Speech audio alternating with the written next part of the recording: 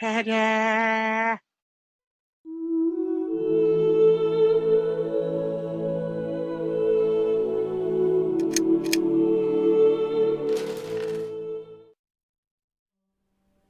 Hello gamers, Matthew here from Grey Army Gaming in fantastic Lund, Sweden. For today's episode of Musings of a Philogamer, we will be looking at the theme Cursed on the Gamblers Fallacy, confirmation bias, and the case of mini wargaming's Quirk.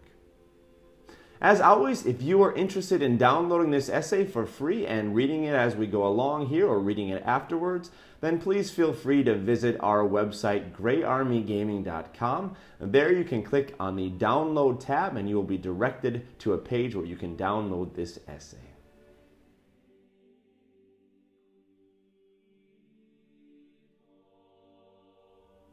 Consider for a moment the following scenario. You and a friend have decided to hammer out a few rounds of your favorite tabletop wargame.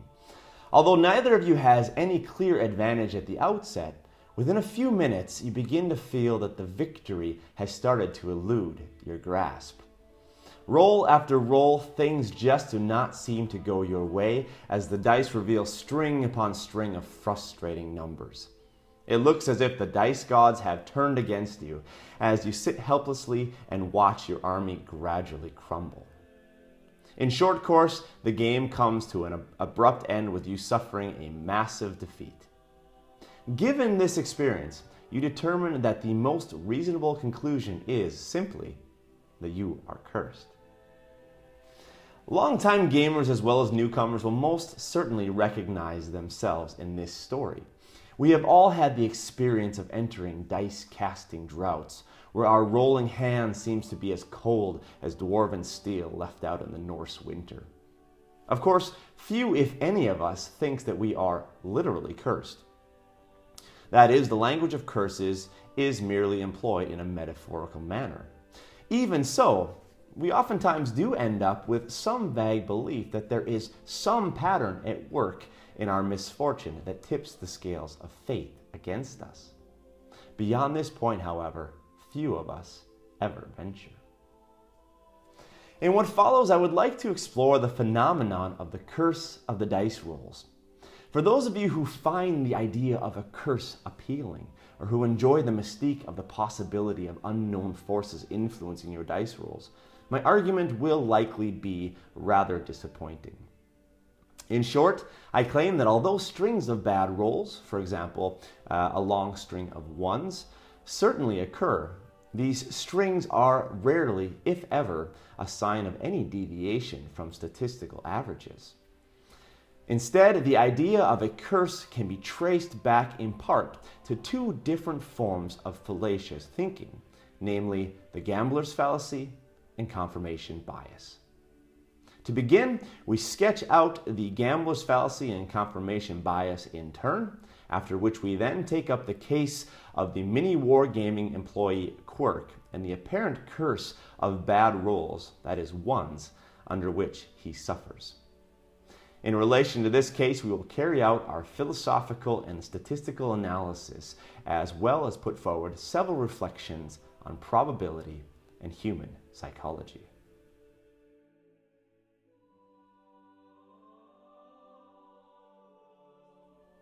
Let us begin with the Gambler's Fallacy. The Gambler's Fallacy, which is also known as the Monte Carlo Fallacy, or the fallacy of the maturity of chances, is an incorrect manner of reasoning by which one assumes that independently random events are in fact influenced by surrounding and past events. A good example of this is how some people understand the roulette wheel at a casino to function.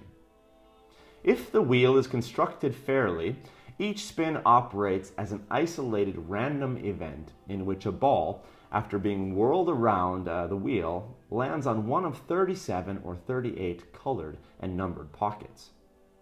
Despite this, it is common for both operators and gamblers to believe that a string of occurrences, for example 12 rolls of black, entails that the roll of red will be more likely the next time.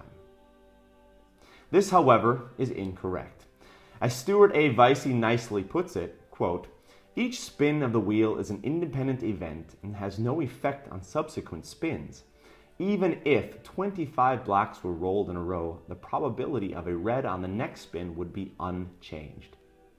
To use an even simpler example, the chances of flipping heads on a coin are always 50-50, irrespective of the result of preceding flips.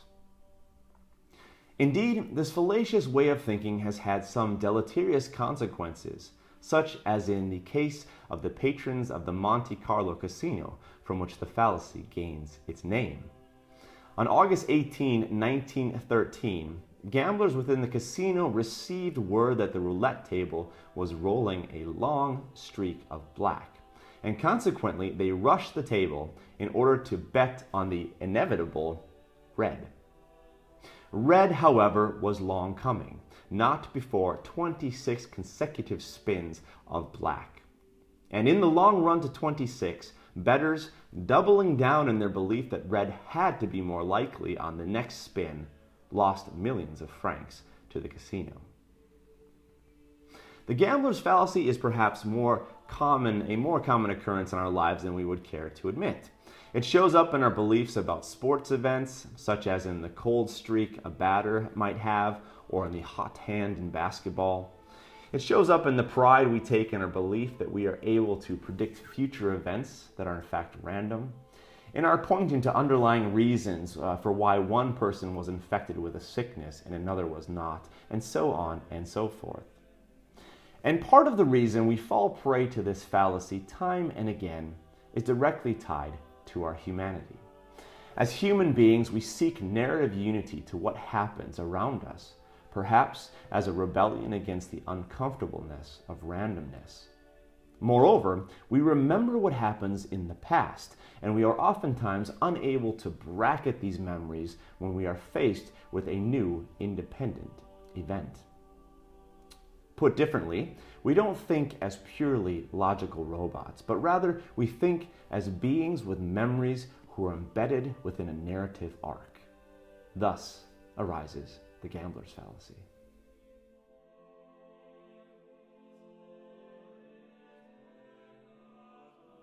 A second form of fallacious thinking that we may touch upon is that of confirmation bias.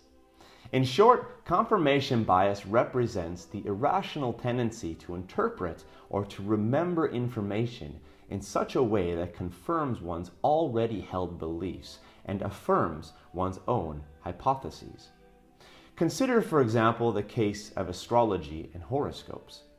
Horoscope.com has listed the following for Pisces, my own sign, for today's date, August 5th, 2017. Quote, "You may have had a tendency to go about your daily routine lethargically lately, Pisces, but today the alarm clock wakes you up. You may understand that your help is urgently needed, and there's no time to waste. You can expect to pour a great deal of energy into a single well-defined goal. If you usually wander from project to project, this will change for you."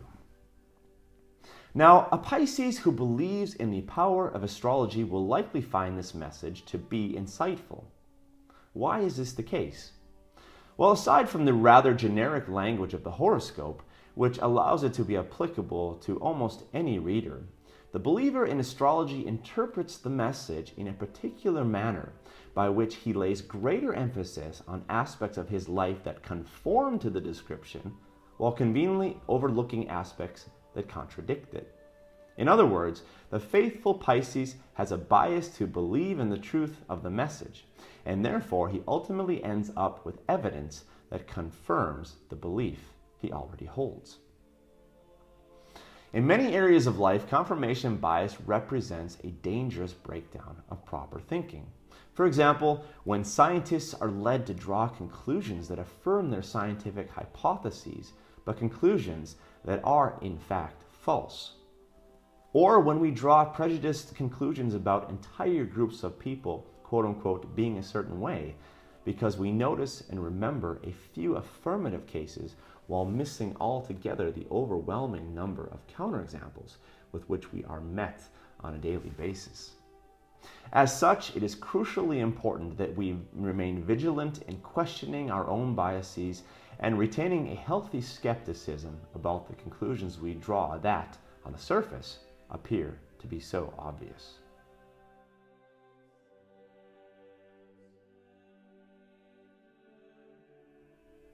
But what more specifically does the gambler's fallacy and confirmation bias have to do with the notion of being cursed in wargaming?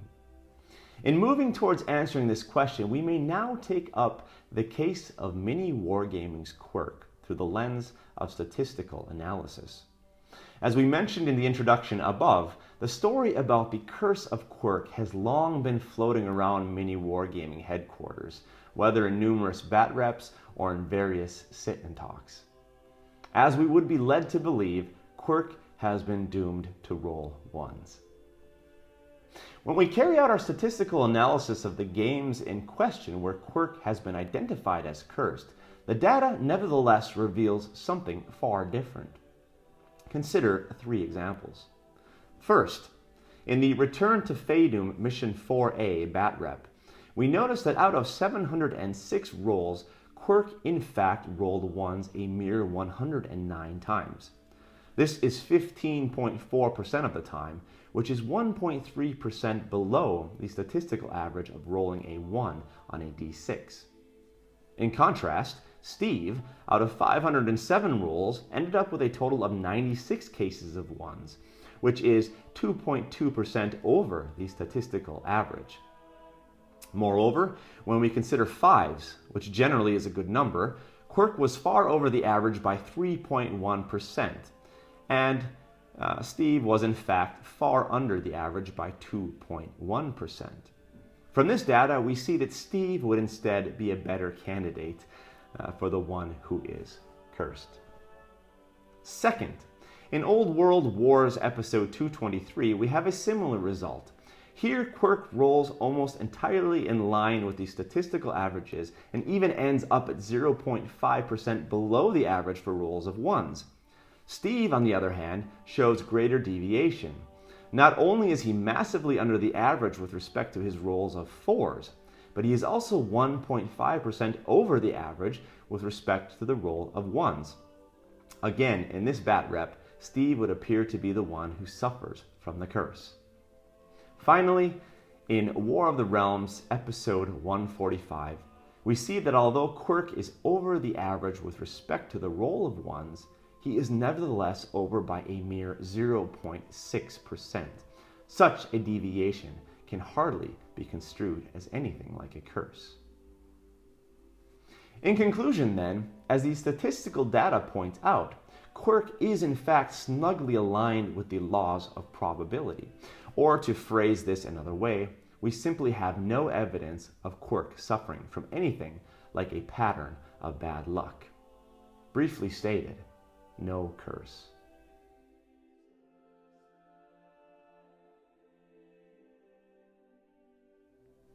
With our conclusion concerning the curse of Quirk, we have now come full circle. What exactly can account for the discrepancy between the statistical data and the belief at mini wargaming regarding Quirk's misfortune? In short, we can point to the phenomena of the Gamblers Fallacy and confirmation bias that we have sketched out above. With respect to the latter, it is not difficult to imagine some form of this fallacious thinking at play at mini wargaming. Perhaps at some crucial point in a game, Quirk rolled an untimely 1, which in that particular situation proved to be rather damning. Such an occurrence likely became the center of stories and jokes for the rest of the day, the week, and the month, which in turn embedded the occurrence into the memory of the content producers and began to create the narrative of Quirk as unlucky. In subsequent games then, Quirk and Quirk's opponents suddenly began to notice 1s everywhere, while inadvertently ignoring the statistical weight of these rolls in relation to other rolls. The bias had now taken root, and each 1 rolled only served to confirm and to solidify the belief that Quirk was cursed. With respect to the former, once the narrative of Quirk as cursed took hold, It would then become easy for the mini wargaming staff to slide into a form of the Gamblers Fallacy, albeit an inverse form, in which they began more and more to believe that the string of ones they believe they have observed would, due to Quirk being cursed, entail that more ones would certainly be on their way. And in this way, the curse of Quirk becomes legend, all the while lacking any basis in statistical evidence. It is important, however, to note that even though Quirk's rolls generally fell in line with the laws of probability, such rolls nevertheless did occur at different times and in different situations within the games played. Situations that were more or less beneficial to Quirk. In this respect, it could be possible that the curse felt by Quirk was a result not of rolling ones, but of rolling a disproportionate number of bad rolls in particular situations. So, for example, rolling low when attacking, but high when taking leadership tests. Fleshing out this possibility would require further analysis that runs far beyond the scope of this essay. My hypothesis, however, is that even in these cases, there's likely not adequate deviation from the statistical norm to claim that Quirk is any worse off with respect to probability than any of his opponents. In the end, perhaps we, the gamers, see Quirk as cursed because we are not always thinking logically and rationally. Rather, we are instead trying to construct a narrative that fits into the arc of our gaming lives and that carries the semblance of coherence with our gaming memories. But perhaps this is precisely what we are after when we play these games. We are looking to suspend reality and to believe in magic. And perhaps such suspension in belief, if kept to the wargaming table in our gaming halls, is harmless enough to be entertained and embraced. Thank you for joining us here today at Grey Army Gaming, where Grey can always play.